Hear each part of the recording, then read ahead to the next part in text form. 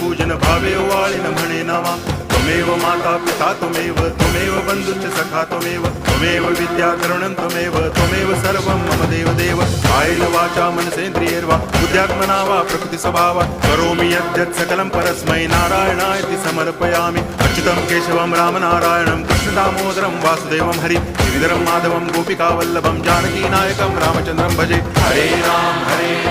Ram Ram